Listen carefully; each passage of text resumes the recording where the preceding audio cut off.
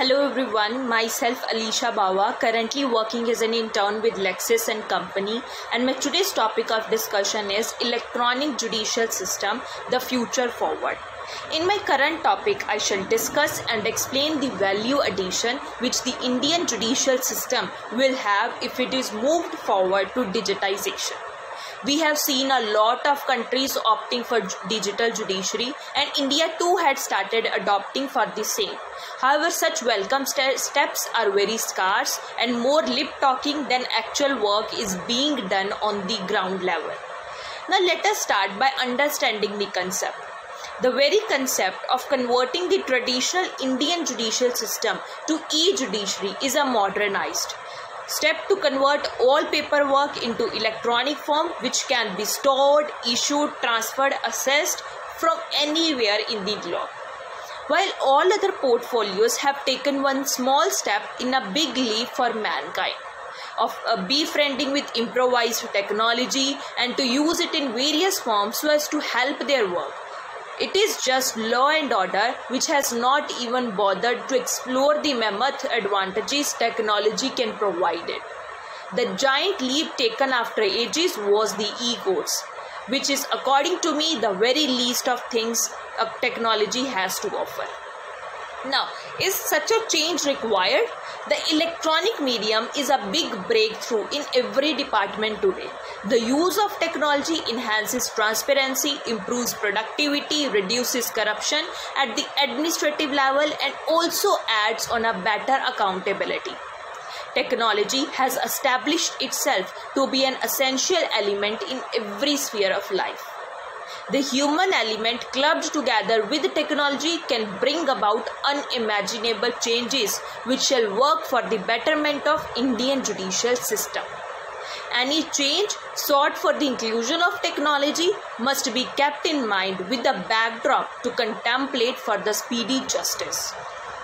I know that to computerize and digitize the whole judiciary seems like an Herculean task, and it is easier said than done. The change is inevitable and will be needed, maybe not today but tomorrow. It is foreseeable but not avoidable. Now let us discuss about the new age online ways of seeking and providing legal services. It is to be noted that in this era of digitization, everything is digital.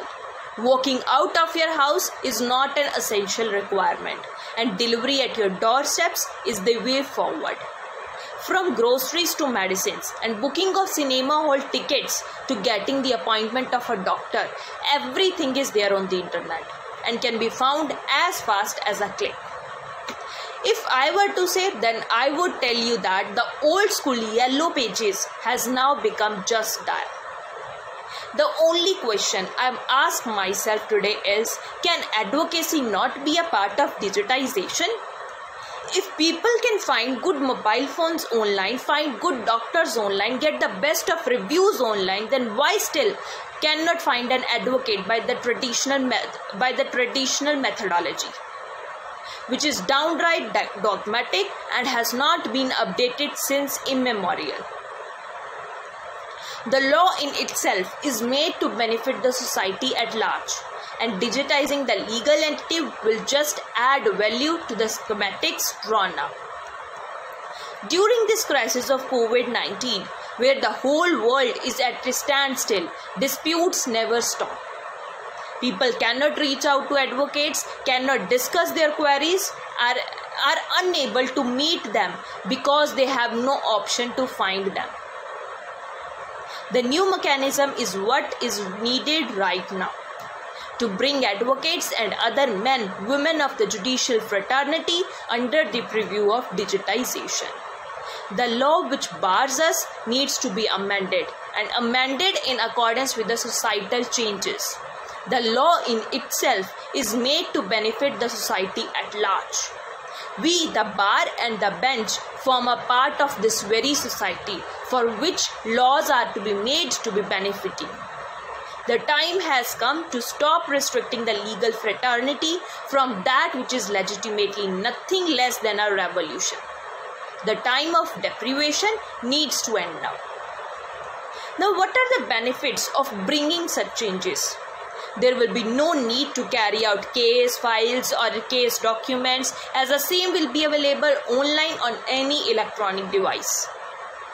If all the case needs to be transferred, case files needs to be brought to a superior court, appeal need to be made, etc., paperwork for the same gets reduced, and because the data is now stored in the electronic form, it can be transferred by a click. Evidence can be taken online by the way of video conferencing from the prison cells. Technical witness need not to take leave from work.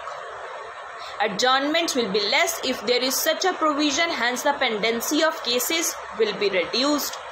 This data is non-corruptible, can have multiple backups, security measures so that unauthorized access is granted. Cost effective, reduces the cost and can be uploaded in the cloud data, which can then be delegated at multiple levels. So there are various benefits of bringing our Indian judicial system into digitization.